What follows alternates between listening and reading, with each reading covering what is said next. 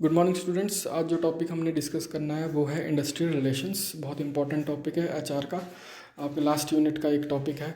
इसको हम डिस्कस करते हैं। अब ये जो टर्म है इंडस्ट्रियल रिलेशंस, ये दो वर्ड से बनी है। एक आपका इंडस्ट्री कह सकते हैं, दूसरा आपका रिलेशंस कह सकते हैं। ठीक है, इंडस्ट्री क्या होती है? It is any productive activity जहाँ पर जो लोग जो हैं वो काम करते हैं। ठीक है, दे आर एंगेज्ड। और नेक्स्ट आपका इसमें रिलेशंस है, और उन एम्प्लॉयर और एम्प्लॉई के बीच में जो रिलेशनशिप रहती है। ठीक है, अब काम कर रहे हैं, बहुत सारी इंटरेक्शंस रहेंगी उनके बीच में। वो किस तरह से इंटरेक्ट करते हैं, ठीक है, किस तरह से एम्प्लॉइज़ की डिमांड जो है वो फुलफ़िल होती है। ठीक है, और एम्प्लॉयर किस तरह से जो है एम्प्लॉय से काम करवाता है।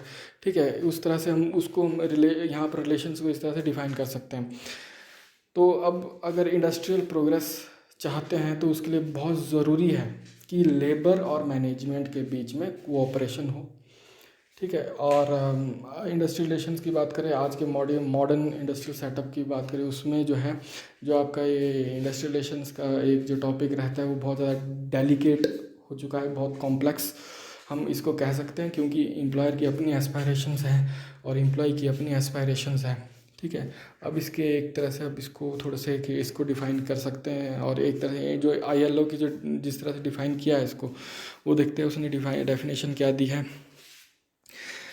ILO कहता है कि industrial relations comprise relationships between the state on one hand and employers and employees organisations on the other, and the relationship among occupational organisations themselves.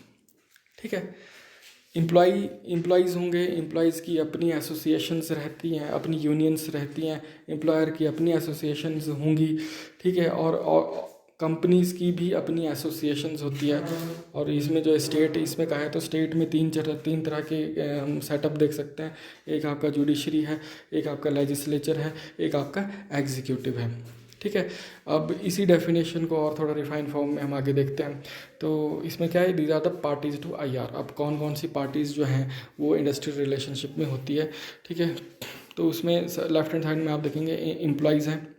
ठीक है, देन एम्प्लॉयर्स हैं, देन गवर्नमेंट है। ठीक है, स्टेट का पार्ट एक government रहती है। ठीक है, अब गवर्नमेंट भी चाहती है कि सारा काम जो है वो लॉज के हिसाब से ही किया जाए। ठीक है, वो लॉज को वायलेट ना किया जाए। ठीक है, और गवर्नमेंट जो है वो दोनों के इंटरेस्ट को सेफ गार्ड करने की कोशिश करती है, एम्प्लॉयर्स के भी और एम्प्लॉयज़ के भी। ठीक है, अब एम्प्लॉयर्स की बात करें, उनके अपने इंटरेस्ट रहते हैं। वो एम्प्लॉयज़ की सर्विसेज को रेगुलेट करते हैं, और वो इंडस्ट्रियल ग्रोथ को भी जो है प्रमोट करने की कोशिश करते हैं। वो प्रॉफिट मेकिंग भी सोचते हैं। ठीक है, और किस तरह से बिज़नेस को एक्सपैंड किया जाए, किस तरह से टेक्नोलॉजी को अपग्रेड किया जाए, वो एम्प्लॉयर्स का इंटरेस्ट रहता है।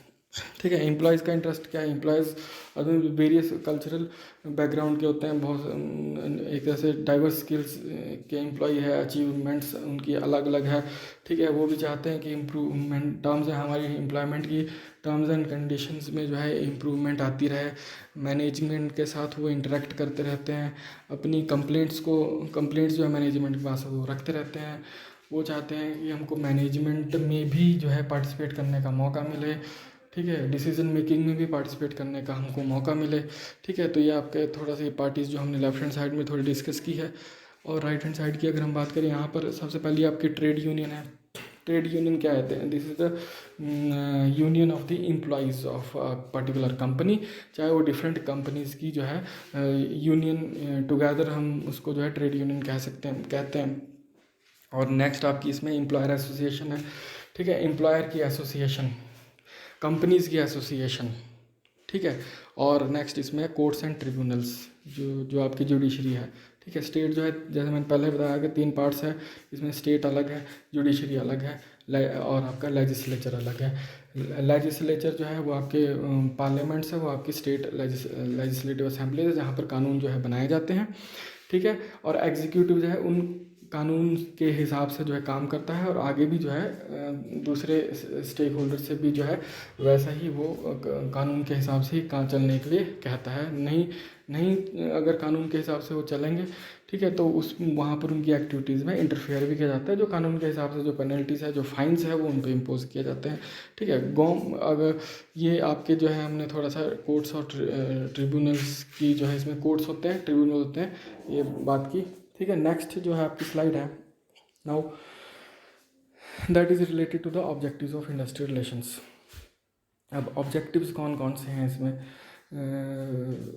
सबसे पहला ऑब्जेक्टिव जो है that is to safeguard the interest of all the parties, ठीक है। जैसे मैंने पहले बात की है, इंडस्ट्रियल रिलेशन जो है वो सारी पार्टीज़ की जो है इंटरेस्ट को सेफ गार्ड करने की कोशिश करती है, एक बैलेंस क्रिएट करने की कोशिश करती है। जैसे कि अगर इसमें देखें पार्टीज़ कौन कौन है, एम्प्लॉयर है और एम्प्लॉय। एक पर्टिकुलर ऑर्गेनाइजेशन की अगर हम बात कर रहे हैं तो एम्प्लॉयर है और एम्प्लॉय है, ठीक है। एम्प्लॉयर की अपनी नीड्स है और एम्प्लॉय के अपने इंटरेस्ट है, ठीक है। उनको फुलफ़िल करने की कोशिश जो है इंडस्ट्रियल रिलेशंस करती है, ठीक है।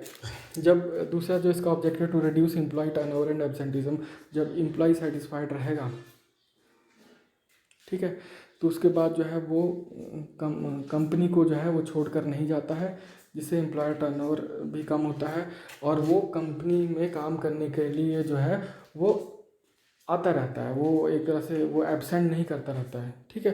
देन नेक्स्ट आपका है इसमें जो है टू अवॉइड गवर्नमेंट इंटरफेरेंस। इसमें थोड़ा सा आप करेक्ट कर लेना, इसमें टू अवॉइड नहीं लिखा है, ठीक है। To avoid government interference. अब गवर्नमेंट जो है कब इंटरफेयर करेगी किसी ऑर्गेनाइजेशन में? जब वहाँ पर जो है कुछ डिस्प्यूट्स चलेंगे बिटवीन एम्प्लॉयर एंड एम्प्लॉय, ठीक है। तो इंडस्ट्रियल रिलेशन जो है इस सिचुएशन को भी अवॉइड करने की कोशिश जो है वो करती है। Rather industrial relation promote government to act as an employer, ठीक है। एम्प्लॉयर को गवर्नमेंट जो है वो गवर्नमेंट को जो है प्रमोट करती है इंडस्ट्रियल रिलेशन कि वो एम्प्लॉयर की भूमिका में आए, ताकि जैसे कि मान लो कि वो अगर कोई भी बिज़नेस है, कोई भी कंपनी है कि मान लो उसमें कोई भी प्रॉब्लम चल रही हो, लाइक बिज़नेस एक्टिविटीज़ नहीं चल रही है, प्रोडक्शन नहीं चल रही है, थोड़ा सा लॉसेस में कंपनी जा रही है, तो कैसे उस कंपनी को अपलिफ्ट किया जाए, ठीक है। तो गवर्नमेंट जो है वो सिख इंडस्ट्रीज़ के लिए जो है या सिख ऑर्गेनाइजेशंस के लिए जो है वो रिहेबिलिटेशन पैकेजेस की फैसिलिटीज भी जो है वो देती रहती है। अगर किसी इंडस्ट्री में रिवाइव करने का स्कोप होगा तो वो रिवाइव भी कर जाती है, ठीक है। तो इस तरह से गवर्नमेंट को जो यहाँ कहा है कि अननेसेसरी इंटरफेरेंस जो है उसकी अवॉइड करने की कोशिश जो है इंडस्ट्रियल रिलेशन करती है और उसको प्रमोट करती है कि एम्प्लॉयर की भूमिका में ज़्यादा वो रहे और फैसिलिटेटर की रोल में वो ज़्यादा रहे, ठीक है। नेक्स्ट जो इसका ऑब्जेक्टिव है that is development of industrial democracy. Industrial relation जो है वो इंश्योर करती है कि किस तरह से जो है एम्प्लॉयज़ की मैनेजमेंट पार्टिसिपेशन या डिसीजन मेकिंग में पार्टिसिपेशन जो है वो आए, ठीक है। उनको प्रॉफिट में शेयर्स प्रोवाइड किए जाए, तो इससे क्या होता है, इससे इंडस्ट्रियल डेमोक्रेसी जो है वो डेवलप होती है, ठीक है। तो ये कुछ जो है आपके ऑब्जेक्टिव्स ऑफ इंडस्ट्रियल रिलेशंस है, ठीक है। अब नेक्स्ट टॉपिक जो है आपका that is related to the your importance और सिग्निफिकेंस ऑफ इंडस्ट्रियल रिलेशंस, ठीक है। सबसे पहला जो पॉइंट इसमें है वो है अनइंटरप्टेड प्रोडक्शन, ठीक है। अनइंटरप्टेड जो अगर गुड रिलेशंस रहेंगी, गुड इंडस्ट्रियल रिलेशंस जो है कंपनी में रहेंगी, तो उससे क्या होता है कि एक कॉन्टीन्यूटी जो है प्रोडक्शन में भी बनी रहती है और हम कह सकते हैं कि जो चाहे वो मैनेजर है चाहे वो एम्प्लॉयज़ हैं और एम्प्लॉयज़ हैं, तो उनकी जो एम्प्लॉयमेंट है वो भी कॉन्टीन्यूस बनी रहती है, ठीक है। रिसोर्सेज भी फुली यूटिलाइज्ड होते हैं, ठीक है। और इनकम का भी फ्लो जो है वो अनइंटरप्टेड रहता है, ठीक है। और जो कि एक फर्म के लिए बहुत ज़रूरी है और एक इंडस्ट्री एट लार्ज के लिए भी ज़रूरी है, ठीक है।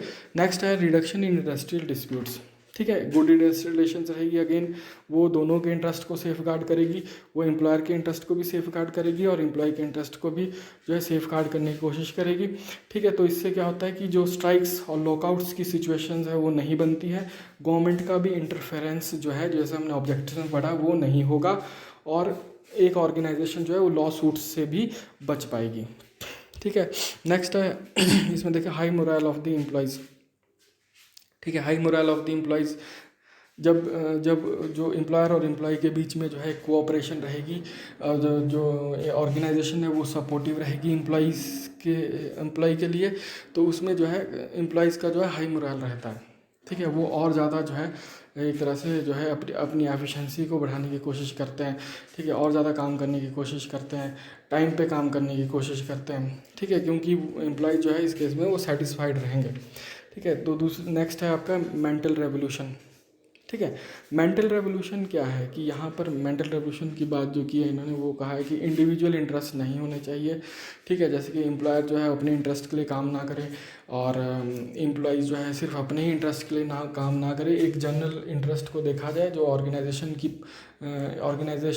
के ओवरऑल प्रॉफिट्स के लिए होता है, ओवरऑल ग्रोथ और एक्सपेंशन के लिए होता है। ठीक है, तो उसको भी एंश्योर, मेंटल रेवोल्यूशन को भी जो है एक तरह से एनहांस करने में जो है आपकी इंडस्ट्रियल रिलेशन जो है वो हेल्प करती है। नेक्स्ट है इसमें रिड्यूस वेस्टेज। ठीक है, अब यहाँ पर अगर गुड इंडस्ट्रियल रिलेशंस रहेंगी तो उसमें क्या होता है कि जो वर्कर्स रहते हैं, जो एम्प्लॉयज़ रहते हैं कंपनी के, ठीक है, तो वो भी इंटरेस्ट के साथ काम करते हैं। ठीक है, प्रोडक्शन इंक्रीज़ होती है, वेस्टेजेस कम होती है, वेस्टेजेस जो प्रोडक्शन प्रोसेस में वो कम होती है, that may be related to man, machine and material. ठीक है, जो कि एक हम कहेंगे उसी एक पर्टिकुलर ऑर्गेनाइजेशन के लिए भी अच्छा होता है, और पूरे एक नेशनल इंटरेस्ट के लिए भी वो चीज़ अच्छी होती है। ठीक है, तो ये, और इसमें हम एक और चीज़ डिस्कस कर सकते हैं इंपॉर्टेंस में, जैसे कि कलेक्टिव बार्गेनिंग को भी एंश्योर जो है वो इंडस्ट्रियल रिलेशंस करती है। कलेक्टिव बार्गेनिंग क्या होती है, मतलब कि कोई भी अगर एम्प्लॉयज़ की कोई भी प्रॉब्लम है, ठीक है, तो उसको जो है एक बैठकर जो है निगोशिएट करके, डिस्कशंस करके जो उसके सॉल्यूशंस निकाले जा सकते हैं, जो भी एम्प्लॉय के टर्म्स एंड कंडीशन से रिलेटेड, एम्प्लॉयमेंट की टर्म्स एंड कंडीशन से रिलेटेड जो भी इश्यूज़ रहेंगे, ठीक है, उससे रिलेटेड जो है वो बैठकर बात करें और उसको सॉल्व करने की कोशिश करें। उसके हिसाब से कॉन्ट्रैक्ट जो है वो बनाए जाएँ, एग्रीमेंट्स जो है वो बनाए जाएँ। तो ये आपके हमने कुछ ही स्लाइड्स में जो है इम्पोर्टेंस ऑफ इंडस्ट्रियल रिलेशंस जो है इसमें देखिए। ठीक है, अब आपकी जो नेक्स्ट स्लाइड है that is related to the causes of poor industrial relations. Industrial relation जो है वो पुअर क्यों होती है, क्या उसकी कॉजेज़ रहती है, वो आपके सामने जो है इसमें मैंने बताई है। जैसे कि सबसे पहले कॉज है आपकी इकोनॉमिक कॉजेज़। ठीक है, इकोनॉमिक कॉजेज़ क्या हो सकती है कि मान लो वेजेस और सैलरीज में अनऑथराइज्ड रिडक्शन जो है आपका एम्प्लॉयर वो कर रहा है, आपको फ्रिंज बेनिफिट्स जो है प्रोवाइड नहीं कर रहे हैं अकॉर्डिंग टू योर पोजीशन। ठीक है, या प्रमोशनल अपॉर्चुनिटीज़ नहीं हैं ऑर्गेनाइजेशन में, या फॉल्टी इंसेंटिव प्लान्स हैं। ठीक है, तो ये कुछ इकोनॉमिक कॉजेज़ में जो है आप डिस्कस कर सकते हैं चीज़ें।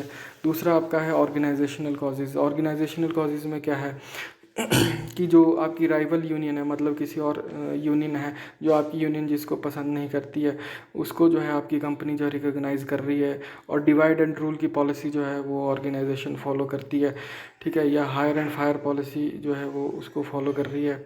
ठीक है, या कैजुअल वर्कर्स को हायर कर रही है, एक फुल एम्प्लॉयमेंट वर्कर्स को हायर नहीं कर रही है, वहाँ से प्रॉब्लम हो सकती है। या जो भी आपके लेबर एग्रीमेंट्स है, जो कलेक्टिव बार्गेनिंग के थ्रू जो आपने डिसाइड किए थे बैठकर, ठीक है, उनमें डिले किया जा रहा है, उनको इम्प्लीमेंट नहीं किया जा रहा है। या कम्युनिकेशन फैसिलिटी में कहीं ना कहीं अगर हमें लैक है, प्रॉपर कम्युनिकेशन सिस्टम नहीं है, ठीक है, या लेबर लॉज को वायलेट किया जा रहा है, तो ये कुछ ऑर्गेनाइजेशनल कॉजेज़ में आप जो है डिस्कस कर सकते हैं। ठीक है, देन सोशल कॉजेज़ की अगर हम बात करें तो इसमें आ जाएगा आपका जैसे कि tension and conflicts in the society में कुछ टेंशन है, कुछ कन्फ्लिक्ट्स है, इंडिविजुअल डिफरेंसेस भी हो सकते हैं, कुछ कल्चरल डिफरेंसेस भी हो सकते हैं, जिसकी वजह से जो है वो कंपनी में भी डिस्प्यूट आ रहे हैं। ठीक है, उन एम्प्लॉयज़ के बीच में, या आप जो है काम को पसंद नहीं कर रहे हैं, अनइंटरेस्टिंग जो है वर्क जो है आपको दे रखा है। ठीक है, ये भी हो सकता है। अब एक एक चीज़ ये भी आ जाएगी सोशल कॉजेज़ में कि जो मशीन्स जो है वो ज़्यादा रोल प्ले करती है आज की डेट में, देखें हम।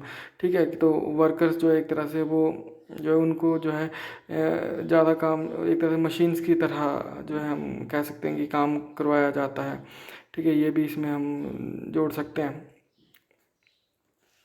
नेक्स्ट आपका इसमें साइकोलॉजिकल कॉजेज़ में क्या है कि लैक ऑफ जॉब सिक्योरिटी नहीं है, ठीक है। जैसे कि ऊपर भी हमने देखा हायर एंड फायर पॉलिसी जो ऑर्गेनाइजेशन अगर फॉलो करती है तो उससे भी साइकोलॉजिकल इम्पैक्ट जो है एम्प्लॉय पे पड़ता है, ठीक है। वो उसको लगता है कि पता नहीं कब जो है कंपनी से जो है निकाल दिया जाएगा, ठीक है। दूसरा है कि मेरिट और परफॉर्मेंस को जो है वो रिकॉग्नाइज जो है कंपनी नहीं करती है, वो अपना फेवरेटिज्म या नेपोटिज्म पे ज़्यादा जो है काम कर रही है, ठीक है। या अथॉरिटेटिव एडमिनिस्ट्रेशन है, ठीक है, एक तरह से अथॉरिटेटिव नेचर की है, सुनती नहीं है एम्प्लॉयज़ की जो भी कंप्लेंट्स है, ठीक है। और ये थोड़ा सा हमने जो है साइकोलॉजिकल कॉजेज़ में और डिस्कस कर सकते हैं। दूसरा आपका है पॉलिटिकल कॉजेज़ को अगर हम देखें उसमें क्या है, political nature of a trade union. अब ट्रेड यूनियंस हम आगे से आगे पढ़ेंगे नेक्स्ट टॉपिक में।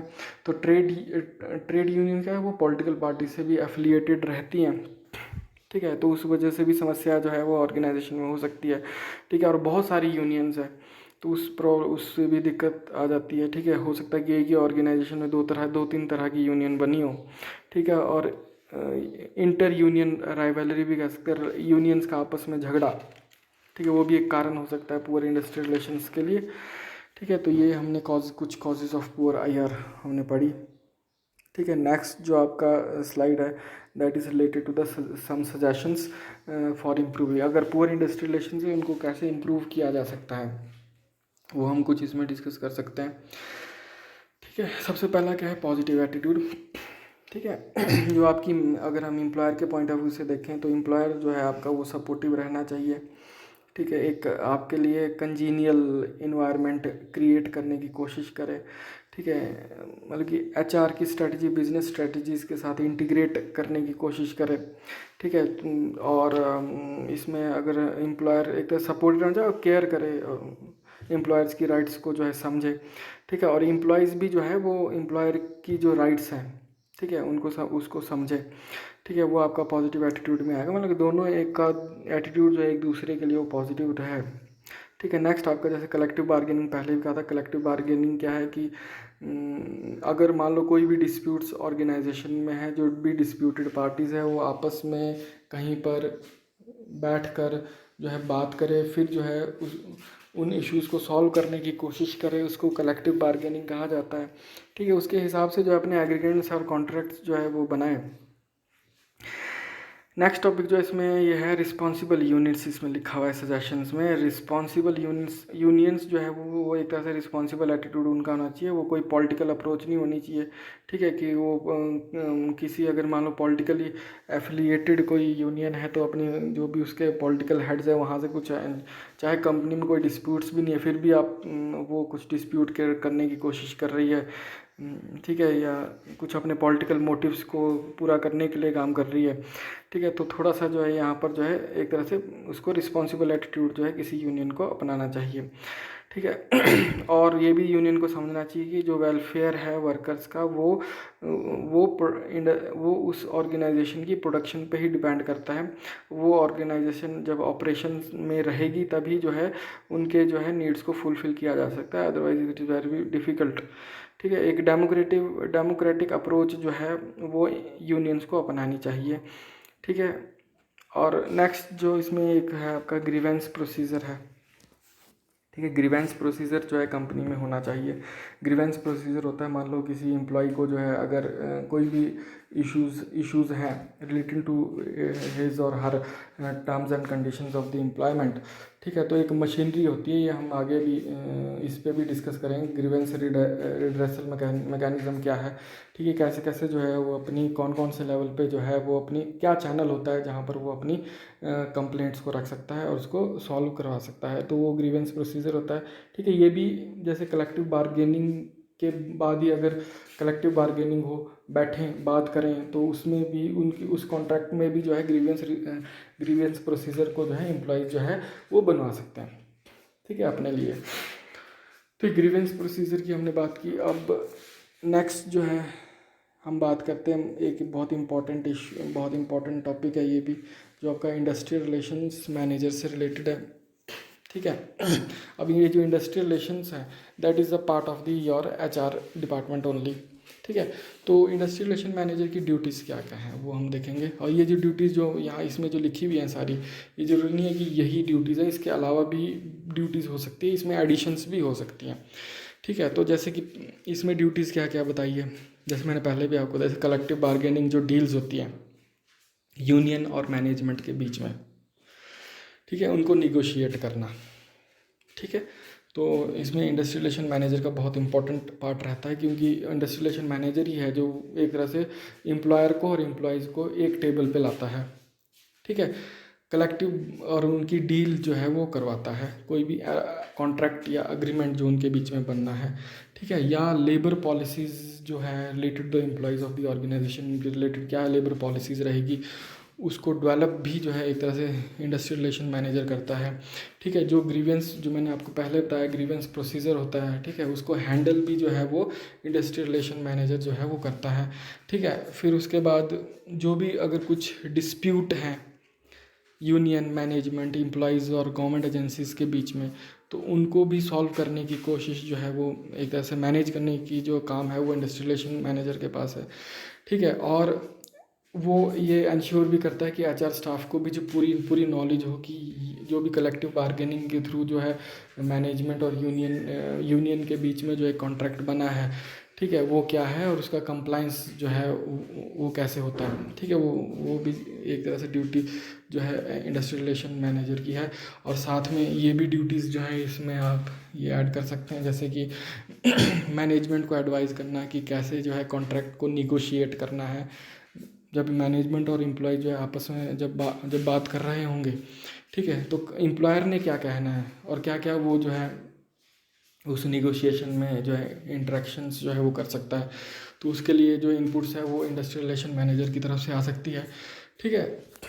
और इसके बाद जो है जो लेबर मैनेजमेंट मीटिंग्स को जो है उसको हेड करना, जब भी लेबर मैनेजमेंट की मीटिंग्स होगी, यहाँ पर मंथली लिखा है, हर महीने अगर हो रही है तो जब भी होगी तो वो जो है उसको बैठे और जो है उसको हेड करें मीटिंग को। ठीक है। तो इसमें और नेक्स्ट इसमें है कि जो एचआर एग्जीक्यूटिव स्टाफ से रिलेटेड जो पर्सनल पॉलिसीज़ होती है, ठीक है, जो एचआर एग्जीक्यूटिव स्टाफ बनाता है, तो उसमें भी जो कंसल्ट जो एचआर एग्जीक्यूटिव कर सकता है वो इंडस्ट्रियल रिलेशंस का कंसल्टेशन हो सकती है। ठीक है। नेक्स्ट इसमें बता रखा है कि जो भी यूनियन कॉन्ट्रैक्ट्स है उनको क्रिएट करना और उनको रिवाइज करते रहना फ्रॉम टाइम टू टाइम, वो भी इंडस्ट्रियल रिलेशन मैनेजर का काम है। ठीक है। अब ये जितनी भी एक्टिविटीज़ हमने ऊपर से लेकर सारी देखी है, उनसे रिलेटेड जो है डॉक्यूमेंट्स तैयार करना। ठीक है। या हमारी नेक्स्ट असाइनमेंट क्या है इंडस्ट्रियल रिलेशन मैनेजर की, उसको देखना। मान लो उसकी इंडस्ट्रियल रिलेशन मैनेजर की असाइनमेंट, अगली असाइनमेंट है कि एक मीटिंग होनी है मैनेजमेंट और लेबर की, मैनेजमेंट और एम्प्लॉयज़ के बीच में। ठीक है। तो उससे रिलेटेड डॉक्यूमेंट्स तैयार करना। ठीक है। जिस दिन मीटिंग होगी, ठीक है, तो उसके बाद जो भी डिसीजन जो उस मीटिंग में आया होगा, तो उससे रिलेटेड जो है जो भी एग्रीमेंट्स हैं, जो भी कॉन्ट्रैक्ट्स है, उसको तैयार करना। तो वो सारा जो है एक तरह से यहाँ पर लास्ट पॉइंट जो है इसका वो इंडस्ट्रियल रिलेशन मैनेजर की ड्यूटीज़ में वो आता है। ठीक है। तो थैंक यू। बाकी जो आपका नेक्स्ट जो टॉपिक रहेगा अब इंडस्ट्रियल रिलेशंस का, तो ये पूरा टॉपिक हो गया आपका। ठीक है। अब थोड़ा सा हम इंडस्ट्रियल डिस्प्यूट्स के बारे में नेक्स्ट लेक्चर में डिस्कस करेंगे। ठीक है। Thank you.